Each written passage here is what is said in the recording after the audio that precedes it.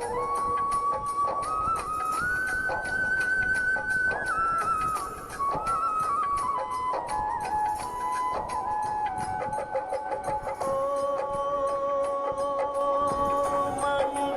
भवन अमंगल हारी,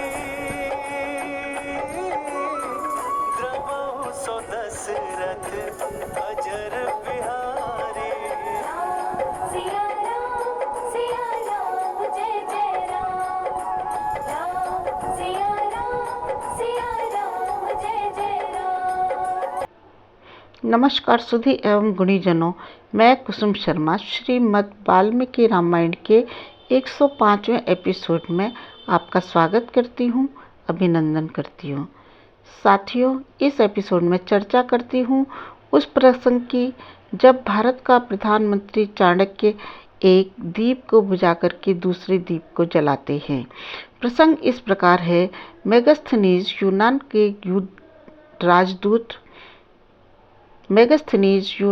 के राजदूत बनकर जब भारत आए तो उन्होंने चंद्रगुप्त मौर्य के प्रधानमंत्री चाणक्य से मिलने की तीव्र इच्छा प्रकट की। लोगों से पता चला कि उनकी कुटिया गंगा के तट पर है। चलते चलते उन्होंने देखा कि पास एक झोंपड़ी है। जब झोंपड़ी के अंदर गए तो देखा एक अधेड़ उम्र के व्यक्ति चटाई पर बैठकर कुछ लिखा पढ़ी का काम कर रहे हैं। तो मेगस्थनीज ने कहा कि मैं प्रधानमंत्री जी से मिलना चाहता हूँ। उन्होंने कहा, आप बताइए, मैं ही प्रधानमंत्री हूँ, बताइए मुझसे क्या काम है। यूनान के राजदूत ने कहा, मैं मेगस्थनीज हूँ। इस पर चाणक्य ने कहा, मैं जानता हूँ, क्योंकि आपने जब से हमारी सीमा में प्रवेश किया है सारी सूचना मेरे पास है। तब मेगस्थनीज ने कहा, मैं प्रशासन के बारे में कुछ जानना चाहता हूँ, यह मैं आपसे व्यक्तिगत बात कर रहा हूँ।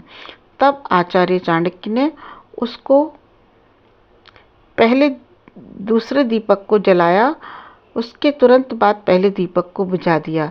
मेगस्थनीज के पूछने पर बताया कि राजकाज करते समय जो दीपक जल रहा था वह राज के खर्चे से जल रहा था। अब मैं व्यक्तिगत बात करूँगा तो व्यक्तिगत खर्चे से अपना दीपक को जलाऊंगा। इस समय मैं राजकीय दीपक का प्रयोग नहीं करता। साथियों, ऐसी सादगी, सरलता और निर्लिप्तता देखकर मेगस्थनीज आश्चर्य में पड़कर सोचने लगे, जिस देश का प्रधानमंत्री इतना ईमानदार व निर्लिप्त हो। Friends, let me discuss that incident when India's Prime Minister Chanakya extinguishes one lamp and lights another. The incident is like this. When Megasthenes came to India as the ambassador of Greece, he expressed a strong desire to meet Chandragupta Maurya's Prime Minister Chanakya. He came to know from people that his hut was on the bank of Ganga. While walking, he saw that there was a hut nearby. When he went inside the hut, he saw a middle-aged man sitting on a mat and doing some writing work. So he said that I want to meet the Prime Minister. He said that you tell me what work should I do for you? The Greek ambassador said, I am Megasthenes. Chanakya said, I know, because I have all the information since you entered our border. Then Megasthenes said, I want to know something about the administration. I am talking to you personally. Then Acharya Chandak first lit the second lamp and immediately after that extinguished the first lamp. On Megasthenes asking, he told that the lamp which was burning while doing state work was being lit at the expense of the state, and now if I will do personal work, I will light my lamp as personal expense. At this time, I do not use the street lamp. Friends, seeing such simplicity, straightforwardness, and detachment, Megasthenes was surprised and started thinking, if the country's prime minister is so honest and impartial, then who can defeat such a country? साथियों, episode पर आती हूँ। रावण के सिर पर काल मंडरा रहा था, इसलिए उसे विभीषण की नीति युक्त बातें बिल्कुल अच्छी नहीं लगी। उसने कठोर वाणी में कहा कि मैं शत्रु के साथ रह सकता हूँ, क्रोधित विषधर सर्प के साथ रह सकता हूँ, परंतु तुम जैसे भाई के साथ नहीं रह सकता, जो कि मेरे पास रहकर और मेरे आश्रय में पलकर शत्रु की सेवा कर रहा है। आपस में परस्पर मनुष्य ये कहते हैं कि जाति भाई ही सबसे अधिक खतरनाक होते हैं। कुल कलंक निशाचर, तुझे धिक्कार है। यदि तेरे सिवा कोई दूसरा और अगर ऐसी बातें मुझसे कहता तो उसी मुहूर्त उसे प्राणों से हाथ धोना पड़ता। विभीषण ने न्याय अनुकूल बात कही, फिर भी रावण ने उसे ऐसे कठोर वचन कहे। तब वे हाथ में गदा लेकर और अपने अन्य 4 राक्षस मित्रों के साथ उसी समय आकाश में उछलकर चले गए और अंतरिक्ष से ही खड़े होकर के विभीषण ने रावण से इस प्रकार कहा, राजन, तुम्हारी बुद्धि भ्रम में पड़ी हुई है। तुम धर्म के मार्ग पर स्थित नहीं हो, इसलिए तुम्हें मेरी बातें अच्छी नहीं लगती। यूँ तो बड़े भाई होने के कारण तुम मेरे लिए पिता के समान आदरणीय हो, परंतु तुमने जिस प्रकार के कठोर वचन कहे हैं, मैं उन्हें सहन नहीं कर पा रहा हूँ। सदा प्रिय लगने वाली मीठी मीठी बातें कहने वाले लोग तो बड़ी आसानी से मिल जाते हैं, परंतु सुनने में अप्रिय लगे और परिणाम में जो बात हितकारी हो, ऐसे कहने वाले लोग बहुत दुर्लभ होते हैं।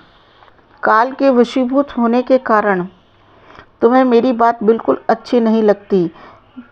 मैं श्री राम के द्वारा उन बाणों से तुम्हारी मृत्यु नहीं देखना चाहता था, इसलिए मैंने तुम्हें समझाने की चेष्टा की। अब मैं जाता हूँ, तुम लंकापुरी की रक्षा करो। और ऐसा कहकर के विभीषण अपने उन साथियों को लेकर के शीघ्र ही वहाँ पर आ गए जहाँ लक्ष्मण सहित श्री राम विराजमान थे। और ऊपर आकाश में खड़े हुए ही उन्होंने इस प्रकार के वचन नीचे स्थित सभी बानरों से और कपियों से कहे। वे सभी उसे निशाचर समझ रहे थे कि एक निशाचर हमारा भेद लेने या हमारा अहित करने आया है, परंतु बुद्धिमान विभीषण जी ने इस प्रकार कहा कि मैं रावण नामक जो दुराचारी राक्षस है उसका छोटा भाई हूँ। मेरा नाम विभीषण है। रावण ने जटायु को मार करके जनस्थान से सीता का अपहरण कर लिया था और अब इस समय सीता को राक्षसियों के पहरे में रख रखा है। जब मैंने अपने भाई से कहा कि तुम सीता को आदर सहित श्री रामचंद्र जी की सेवा में दे दो, तो उसने मेरी ये हितकारी बात नहीं सुनी। जैसे कोई व्यक्ति मरणासन्न होता है तो औषधि ग्रहण नहीं करता, तब उसने मेरा बहुत अपमान किया और मैं इसीलिए अपने स्त्री पुत्रों को वहाँ छोड़ करके श्री राम जी की शरण में आ गया हूँ। आप जाकर के बानरों, आप सभी जाकर के श्री राम जी से कहो कि शरणार्थी विभीषण सेवा में उपस्थित हुआ है।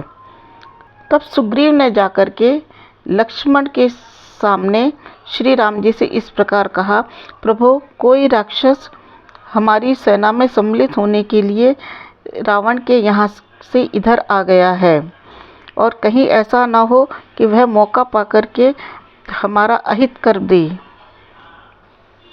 ये राक्षस लोग मनमाना रूप धारण कर लेते हैं, अंतर्धान होने की इनमें शक्ति होती है। ये रावण के कोई गुप्तचर हो सकता है। मुझे तो ऐसा जान पड़ता है कि ये राक्षस रावण के कहने से ही यहाँ आया है। हमें इसे कठोर दंड देकर के मंत्रियों सहित मार डालना चाहिए। तब रघुनाथ जी बोले, विभीषण शत्रु के पास आया है, उस पर अभी शंका नहीं करनी, अभी तो हमें उस पर शंका ही करनी चाहिए। तब अंगद ने रघुनाथ जी से इस प्रकार कहा कि विभीषण शत्रु के पास से आया है, इसलिए हम उस पर सहसा विश्वास नहीं कर सकते। तब अन्य सभी वानर वीरों ने भी अपनी अपनी राय दी कि हमें विभीषण के ऊपर कोई गुप्तचर नियुक्त कर देना चाहिए। तब जामवंत ने इस प्रकार कहा कि ना तो ये यहाँ पर इसके आने का समय है, ना ही स्थान है, तो हमें इससे बहुत सावधान रहना होगा। तब इसके बाद हनुमान जी ने बहुत ही सुंदर और मधुर वचन कहे कि श्री राम महाराज, मैं आपसे जो कहना चाहता हूँ उसे समझिए।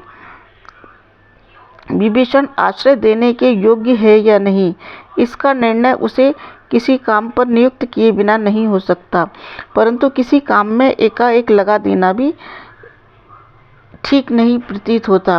विभीषण एक नीच पुरुष से चलकर एक श्रेष्ठ पुरुष के पास आया है। उसने दोनों के दोषों और गुणों का भी ठीक से विवेचन किया है। तत्पश्चात रावण में दुष्टता और आप में पराक्रम देखकर रावण को छोड़कर वह आपके पास आया है।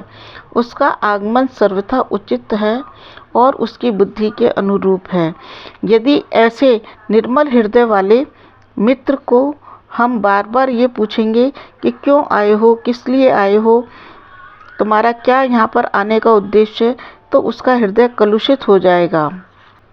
हे राम जी, आप तो दूसरे के मन की बात को सहज ही समझ लेते हैं। मैंने मेरी बुद्धि के अनुसार आपको ये सब कहा है, इस पर उचित और अनुचित का विचार आप स्वयं करें। साथियों, तब भगवान श्री राम शरणागत की रक्षा का महत्व बताते हैं और अपना व्रत बताकर के विभीषण से मिलते हैं।